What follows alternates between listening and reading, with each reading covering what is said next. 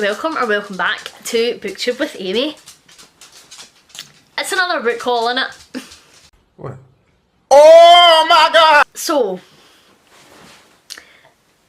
I'm going to make a statement or a promise of intent, I guess, that this is going to be my last proper sit down haul like this, because like Christmas is coming and it's getting to the point where I'm going to need to stop buying myself stuff and actually buy my family members Christmas presents. So I'm going to try and no buy books, which goes against my very nature, but we're going to try to be really good about it. If I purchase a book going forward, if it is like a book for a particular read along, or if it is a book for like I seriously need to finish this challenge, if it's a series that I'm currently working on that I need the rest of them to get through, then once I've read it, like I'll just talk about it in a wrap up and say I hauled this recently, this is why I bought it, I've read it, this is what I think, type of thing, as opposed to doing more sit down hauls like this, because I'm hoping that this is my last and like I stick to it. But it's me and, you know, there are no guarantees. So I guess we'll see. But I have quite a few books to go through with you today. Let's just jump into it. So first up, I have Paperbacks from Hell by Grady Hendrix. And this is like a sort of a non-fiction-y book, I guess, about, well, Paperbacks for Hell, a book series from the 80s, and I'm really interested in this. I really love all things 80s horror, whether it's 80s horror books or 80s horror films, and Corey Taylor did a couple of documentaries, what were they called? In the Darkness, In Search of Darkness, something like that, and it was about 80s horror films that sort of he grew up with, and he managed to get loads of different people who were involved in the films and involved in movie production at that time, different actors and stuff, to like be involved in part of this big documentary, and I thoroughly enjoyed it. And this is sort of giving me like similar vibes, but it's going to be about books instead of films, which like I think will be great. It'll be great to find out some stuff about books that I have read, and then it'll maybe also give me some like ideas for books that I haven't read that I might like. So I got this and I'm very excited to check it out. I then got myself the second volume of Lore Olympus. Haven't read the first one yet, but wanted to get the second, and so there we are. So then, as part of my 500 subscriber game show celebration, I won some books, and so I won Serpent and Dove by Shelby Mahurin.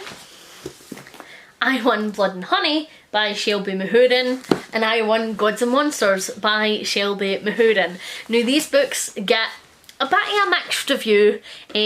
They are loved and hated in equal measure, but I'm interested to check them out to see what camp I lie on, because I think beforehand I would have definitely said these are not the books for me, because I think they're quite romance focused, but I feel like I'm getting a wee bit more into romance these days, so I might enjoy these a wee bit more.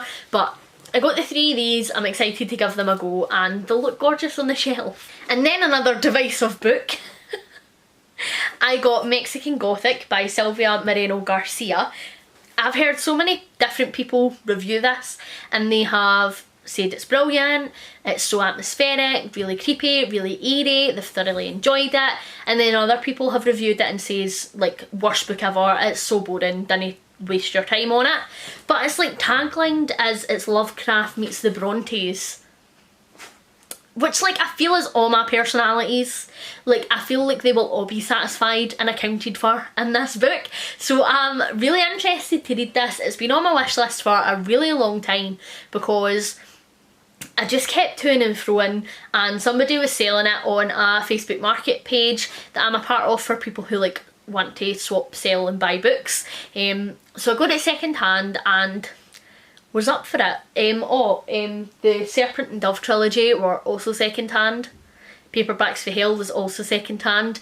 The second edition of Lore Olympus was new.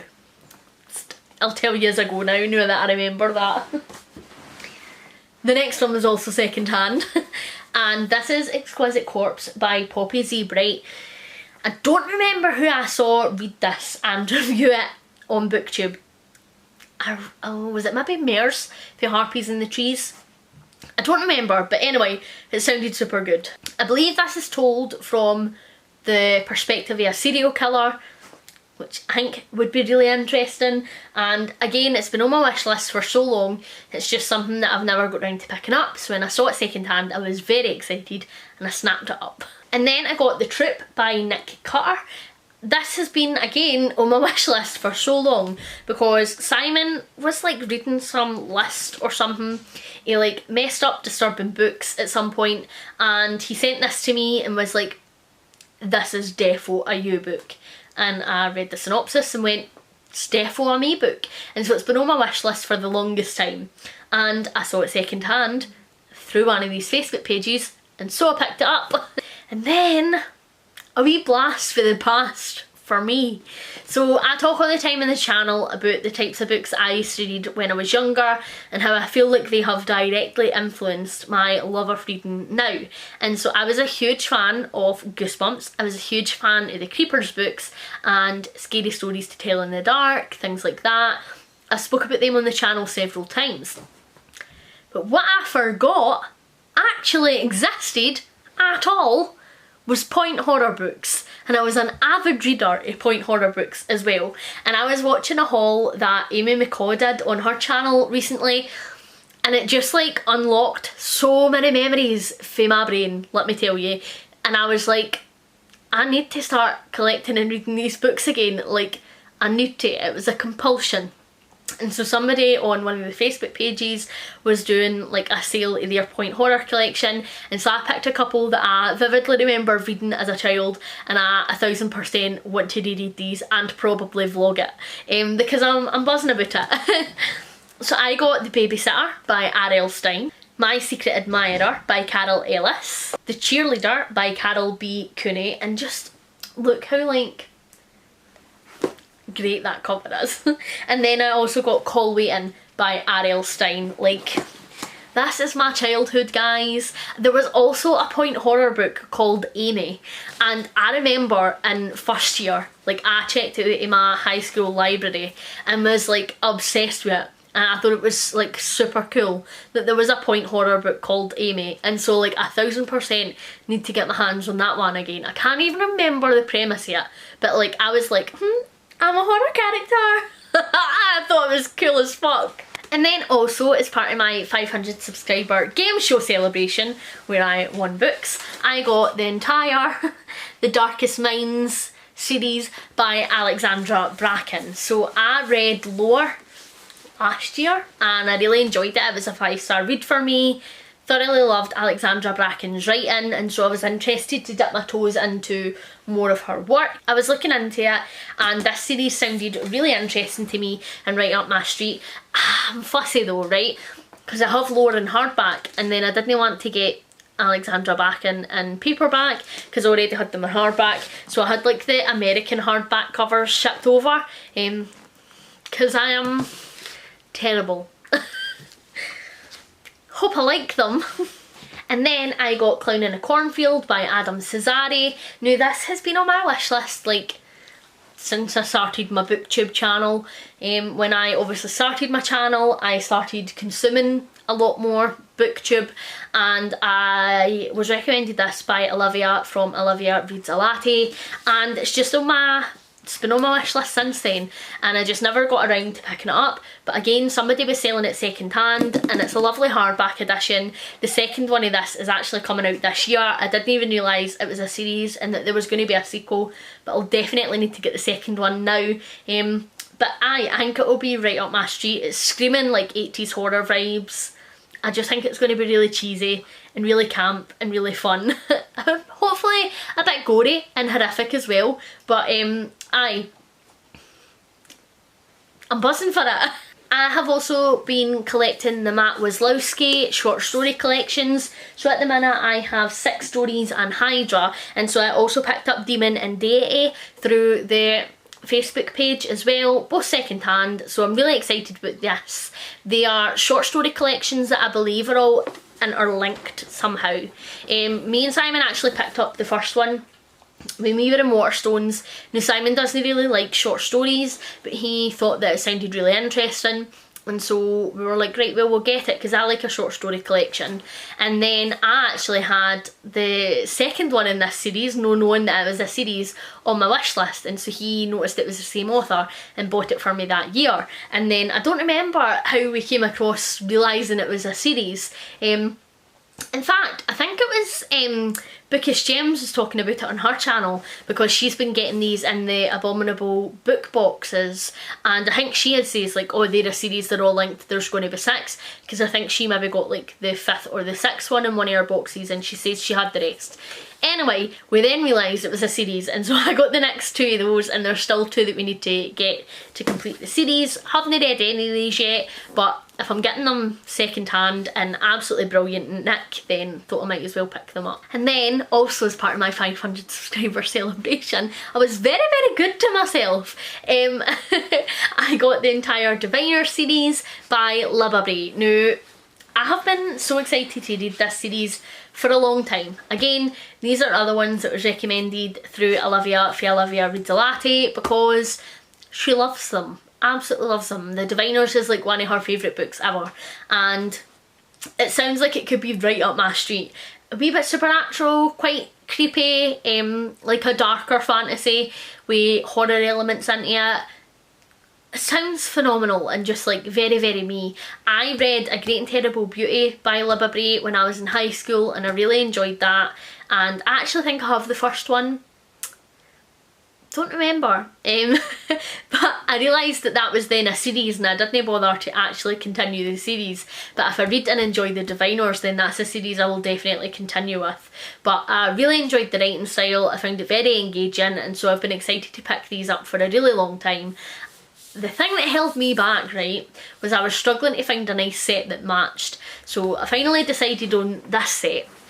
And well, they aren't perfect. Like, there's been a wee change of font on the side, as I'm sure we can see, but they were the closest set that I could find that matched. So I'm very, very happy. God, I'm such a book snob. I feel like every single time I sit down to do a haul, I'm like, and then I bought this edition because, like, what a weirdo. Then the next one's actually a wee bit of a funny story.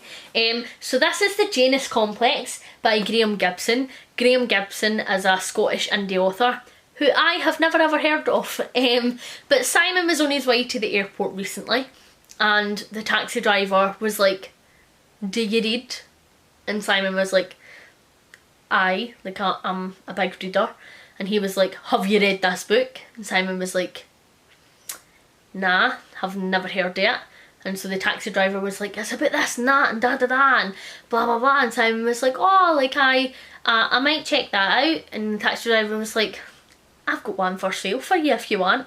Because like I think the taxi driver is like, the book's dedicated to him or something. He must obviously be pals with the author. Aye, the taxi driver's in the accreditations. So he couldn't say no, and he purchased a copy. That actually sounds like it could be quite interesting, so I'm going to haul it, and I might get round to reading it at some point. And then lastly, my These Twisted Bonds pre-order by Lexi Ryan came through. Already read this, already loved it, buzzing to have it on my shelf though. I had the Fairy Loot These Hollow Vows edition, and I just got the standard These Twisted Bonds, so they will not match, but I feel like that's fine, because like they still match enough. You can tell they're in the same series. This just doesn't have like all the fancy sprayed edges and stuff like that, but like the editions match. When they're together on the shelf, you know they're the same series, and so I feel like that's fine, and that's what's important. But I sort of begrudged paying the money to Fairy Loot, to be honest, for like about 40 quid for a book that I could get for like 20 quid elsewhere. So that's where I landed on that.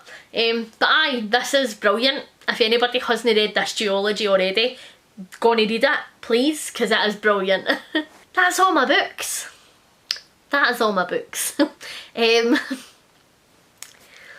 Thanks for watching, as always, as I just rapidly increase my TBR in my library. thank you very much for watching. Hopefully you're enjoying everything that you're reading at the moment. Please like and subscribe if you haven't already, and I will see you in the next one. And that, I mean the next video, and no, the next haul. Hopefully. Bye!